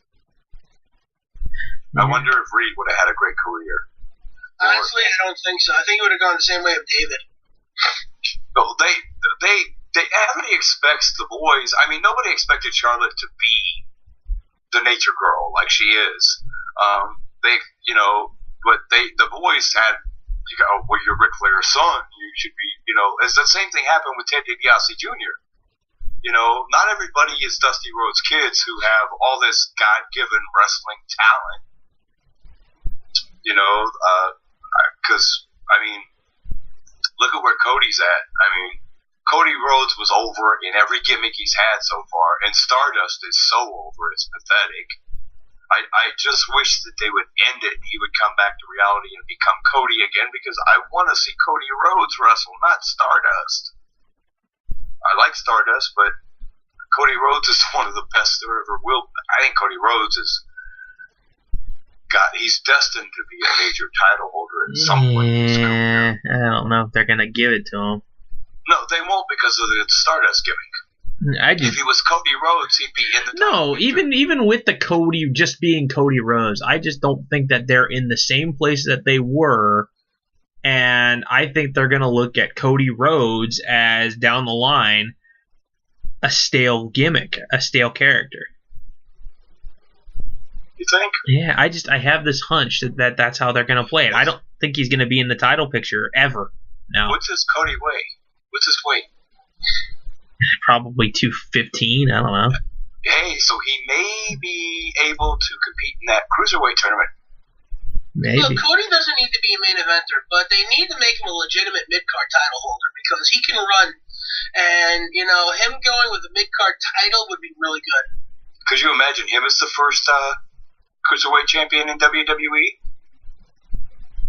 Are they going to really turn this into a title? I don't think it's a title. I just think it's just a tournament for shits and giggles. See, I don't know. I got a feeling. I think they're just using it to bring in some new talent. I'm hoping we get another one of those beautiful belts, like the debut of the women's title, which is gorgeous, by the way. And hopefully we get us a cruiserweight title belt coming out. Yeah, I don't know. There's now rumors that Ricochet stopped taking bookings after June. So if the tournament starts in I think at the end of June or early July, something like that. Yeah, and guess who was on Lucha Underground tonight? Yeah, I know. Alter ego of Ricochet. Ricochet was there. Yes, he was. Don't tell anybody. Oh yeah, I'm sorry. We did not say that. We are not giving away anything about anything. Please, Dario, do not repeal our time to talk about Lucha Underground and Will. By the way, Bill is back with a not broken arm that's only been broke for 3 weeks. Yeah. he's the fucking man. That's why. That's funny. No. The Monster Matans of Guido is the man. Well, the fun part about this whole thing of the broken arm thing, in all honesty, his arm was broke for about let's say about 6 hours in taping. That's the fun part. All between tapings was a long time. So. Oh my God. So the trios tournament's going along well. I'm enjoying it. The Gift of the Gods title is back, and tonight we had our first winner. I will not tell you who, because I know, Scott, you will probably mark out when you see the match because it was so damn good. Yeah, you'll mark out when you watch it because it was so good. 3 matches on the whole card. Yeah, that's the one thing I love about Lucha Underground is that they do that. Yeah, they don't bullshit around, man. They don't do in-ring promos for 20 minutes. They basically go, here's a backstage segment for 2.5 minutes of them, and it's mapped out perfectly, scripted perfectly, and then boom, right to the ring. Here's the action. You know what the best part is? Unless it's an hour-long match, no commercials during the matches. Yeah, exactly. Yeah. That and I love how they do the vignettes, and the people in the studio or in the arena, in the temple, have no idea. Mm-hmm. It's just they don't even talk about what happened backstage. What we see on TV is the storyline is just not there. It's a television show. I know the sad You're part. not supposed to know what's going on behind the scenes. Oh, that's the sad part. WWE does it all the time. Guys, did you just see that? Stephanie McMahon just made a match for this tonight with these 2 guys. Yeah, and how great is Dario's little desk thing? I have somebody rather important or whatever on his desk. I'm kind of a big deal. Yeah, I love that. That is so cool. By the way, Dario's got a new bar. Yes, he does. All right, no more. Yeah, damn it. Sorry about the spoilers. Come on now. Yeah. It's Lucha, though. I'll kick you in the balls the first day I see you, Boobs, if you spoil this for me. It's so good, this show, this episode. All right, on that note, shut up, Boobs. Scott, pimp your artwork. ScottNDX at Instagram.com or however that works at NexusDX.DeviantArt.com. All right, anything you want to promote, Boobs? Yeah, tune in Friday on audioboom.com, ProWrestling247.net, and listen to me make Nick Anthony look like a total idiot, which is what he really is. Yay. All right, and you can find me on social medias at dcourier247. So, yay, another Gorilla Blood Radio in the books. Thank you for joining us for This Is Your Indie Wrestling Show Life with Scott NDX. I love that. Balls. Dude. Balls. I mean, it's just interesting to go through all that shit and realizing how many shows I went to. Yeah, and it's fun, man. I mean, especially just the initial reaction when you read a name and you go, "Oh shit." Wait, I saw that person? Yeah. I'm trying to remember half these people. Are you fucking kidding me? Yeah. There was this one guy, we used to call him Banana Ass because he just wore yellow tights. Banana Ass? Yeah. Wait. We didn't know his fucking name. He was some jobber with long hair. He was like a 5'6" dude, blonde, long hair, and he wore yellow tights. Like Hulk Hogan yellow. So he was just like, hey, Banana Ass, get out of the ring. That's great. It'd be funny if his last name was Dole. Oh, God. Okay. Coming with a pair of tights with the Dole logo across the ass of it. Look like a sticker. Yeah, that would be fun. All right, guys. Well, thank you all for listening. I'm Daniel Correa, along with Scott NDX and the Boobs. Thank you again for listening to Gorilla Blood Radio. Have a good night, and we'll see you next time. Well, you'll hear us next time, I guess. Yeah, I don't think we're going to see people for shit. Yeah, so, all right. Bye, everybody. Bye, Dr. Nick.